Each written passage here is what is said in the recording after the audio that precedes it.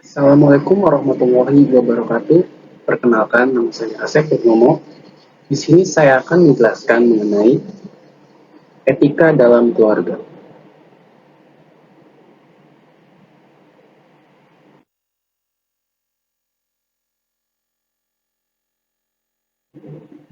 Pertama-tama, kita akan menjelaskan mengenai apa itu etika.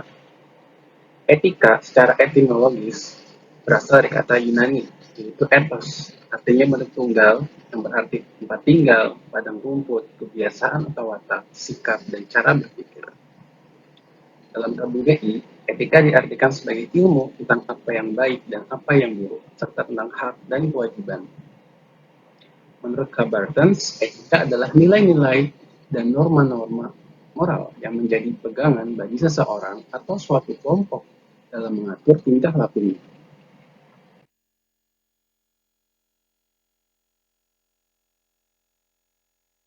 Nah, ada tujuan etika dan juga manfaatnya.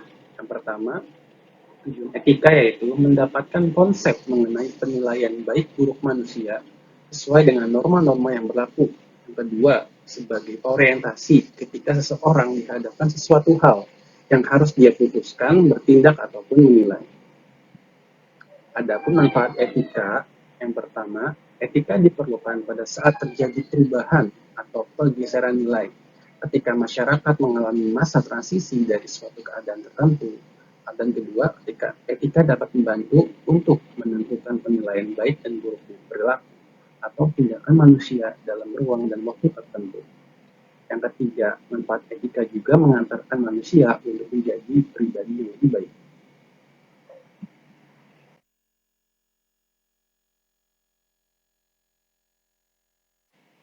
Nah, kita akan membahas mengenai pengertian etika keluarga. Etika dalam keluarga adalah sesuatu yang sangat mendasari kehidupan individu dalam bermasyarakat. Karena semua baik buruk perilaku manusia pada dasarnya tercipta pada lingkungan keluarga.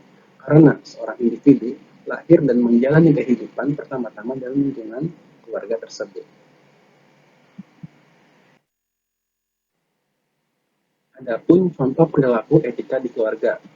Yang pertama, saling menghormati.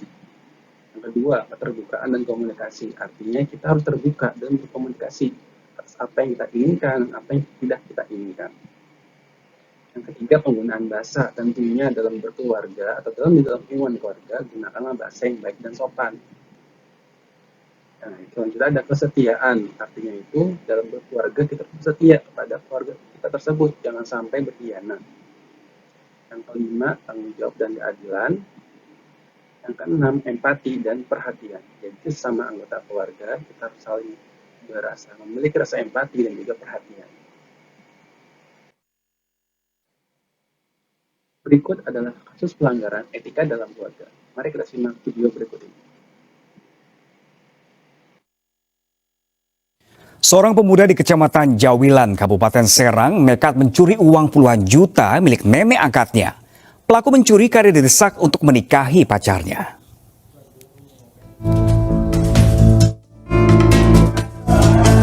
Pemuda asal Jawilan, Kabupaten Serang, nekat mencuri uang milik nenek angkatnya lantaran didesak segera menikahi pacarnya.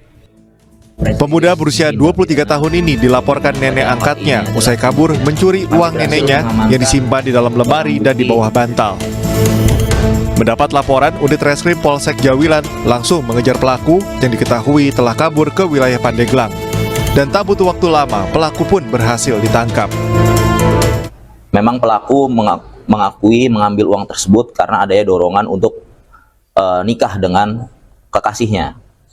Jadi dengan adanya dorongan tersebut, pelaku gelap mata untuk mengambil uang yang ada di rumah nenek angkatnya tersebut.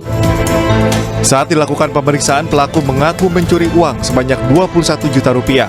Pelaku mengaku menyesal dan siap mempertanggungjawabkan perbuatannya.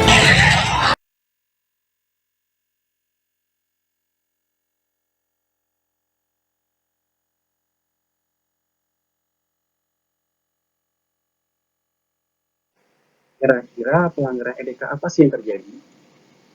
Nah, betul.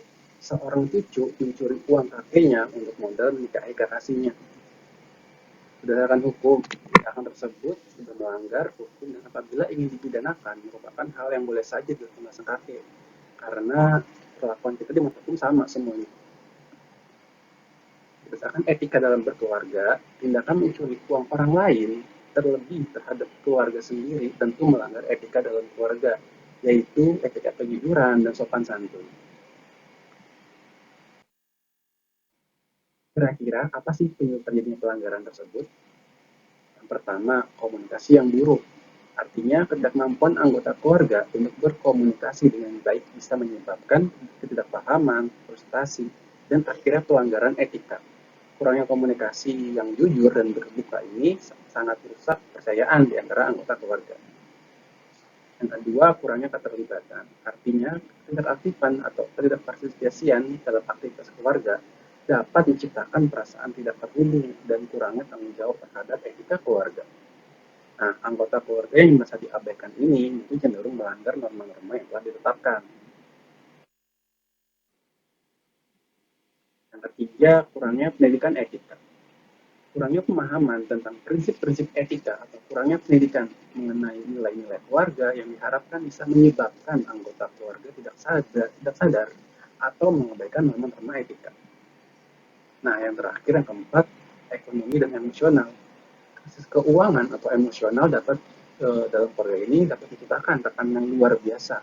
Dalam situasi ini, anggota keluarga mungkin merasa terdorong untuk melanggar etika demi memenuhi kebutuhan atau meredakan stres yang dialami.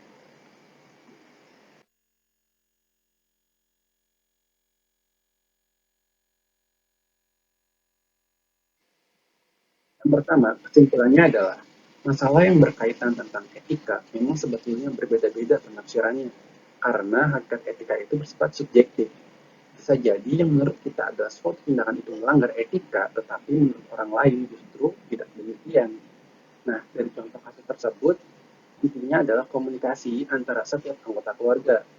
Jika sedang tertimpa suatu masalah, agar bisa menyelesaikan suatu masalah tersebut dengan bijak. Artinya, ketika kita ada masalah, kita bisa mengomunikasikannya terhadap anggota keluarga yang lainnya. Jangan dipendam sendiri.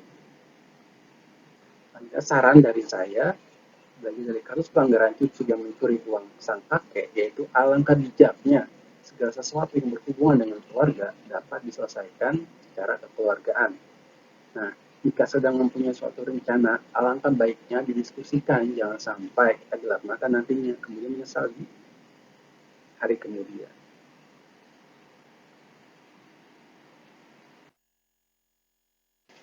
Sekian dari saya, kurang lebihnya mohon maaf. Assalamualaikum warahmatullahi wabarakatuh.